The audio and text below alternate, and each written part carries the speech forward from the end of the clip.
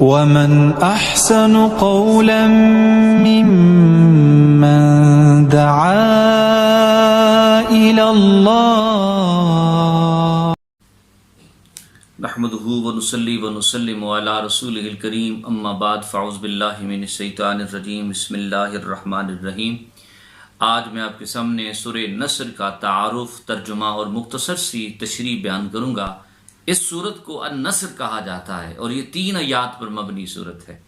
اس کا مضمون کچھ اس طرح ہے کہ اس سورت کے اندر اللہ پاک نے نبی پاک صلی اللہ علیہ وسلم کو فتح مکہ کی خوشخبری سنائی ہے اور ساتھ یہ بھی بتایا ہے کہ ان قریب لوگ جوک در جوک اسلام قبول کر جائیں گے۔ اب یہ ایک نوید بن کے، ایک خوشخبری بن کے یہ سورت نازل ہوئی۔ نبی پاک صلی اللہ علیہ وسلم نے جب صحابہ کے سامنے اس کی تلاوت کی، اور وہ صحابہ جن کو جلیل القدر صحابہ کہتے ہیں، حضرت ابو بکر صدیق، حضرت عمر فاروق، حضرت سعد بن ابی وقاص اور حضرت عباس کے سامنے جب اس کی تلاوت کی تو حضرت عباس کو چھوڑ کے باقی سارے صحابہ بڑے خوش ہوئے کہ اللہ پاک نے بہت بڑی خوشخبری دے دی ہے۔ جب حضرت عباس رضی اللہ تعالیٰ نے اس سورت کو سنا تو آپ نے رونا شروع کر دیا۔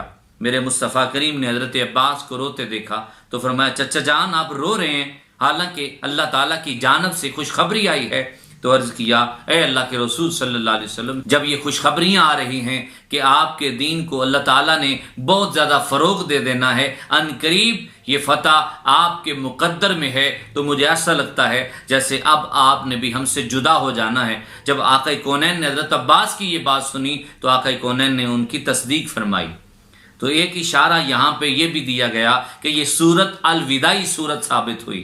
حضور نبی پاک کچھ عرصہ بعد اس دنیا فانی سے کوچ کر گئے جب یہ سورت نازل ہوئی۔ اللہ پاک نے اس سورت میں پہلی آیت میں ارشاد فرمایا، اذا جاء نصر اللہ والفتح، اے محبوب صلی اللہ علیہ وسلم، جب اللہ کی مدد آ جائے اور آپ کو فتح نصیب ہو جائے، وَرَأَيْتَ النَّاسَ يَدْخُلُونَ فِي دِينِ اللَّهِ أَفْوَاجًا، پھر آپ دیکھ لیں گے کہ لوگ جوک در جوک دین اسلام میں داخل ہو رہے ہیں۔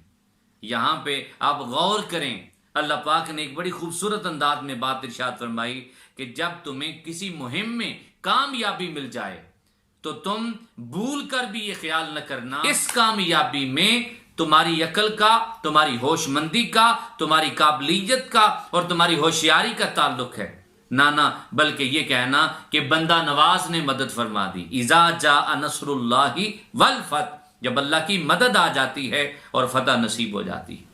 اے محبوب، جب ہماری پشت پناہی آپ کو حاصل ہو جائے اور ہماری مہربانی کی وجہ سے آپ کو کامیابی مل جائے، اور پھر آپ یہ بھی دیکھ لیں کہ جو آپ کے دین کے چراغ کو بجھانے والے تھے آج وہ شمع رسالت کے پروانے بن گئے ہیں، تو محبوب پھر ایسا کرنا، فسبح بحمد ربک، اپنے رب کی حمد بیان کرنا، اپنے رب کی پاکی بیان کرنا، اپنے رب کی حمد و ثنا بیان کرتے رہنا۔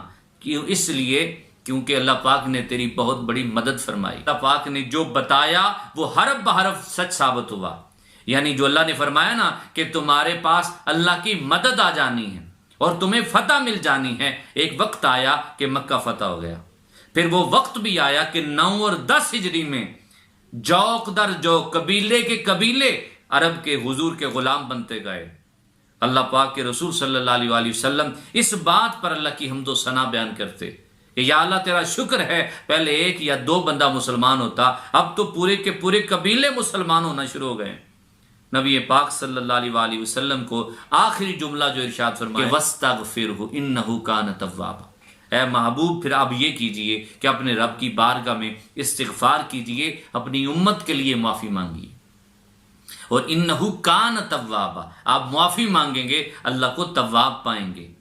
اب یہ یہاں پہ 2 باتیں سامنے آتی ہیں کہ ایک تو استغفار کرنا یہ حضور کی سنت ٹھہری کہ آقا کونین اللہ سے استغفار کرتے ہیں، وہ امام الانبیاء ہیں، وہ محبوب خدا ہیں اور استغفار کرتے ہیں، ہمیں بھی حضور کی سنت کو اپنانا چاہیے۔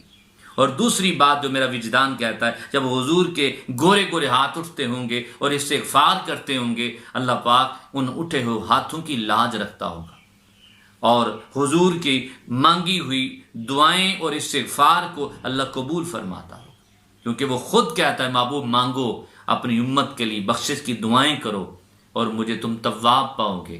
تو پوری کی پوری سورت سورہ نصر میں پہلے خوشخبری سنائی جا رہی ہے. ان تمام خوشخبریوں پہ یہ بھی کہا جا رہا ہے کہ یہ ساری کی ساری کامیابیاں اللہ کی جانب سے ہوتی ہیں.